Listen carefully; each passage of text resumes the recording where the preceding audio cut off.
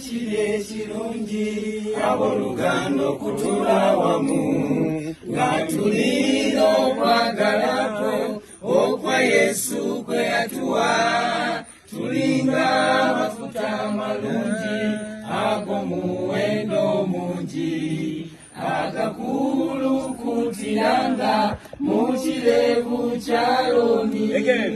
Labayo bwe kiri ekirungi abooluganda okutuula wamu nga tulina okwagalako okwa Yesu kwe yatuwa tulinga amafuta amalungi ag'omuwendo mungi agakulukutiranga mu kirevu kya Alooni.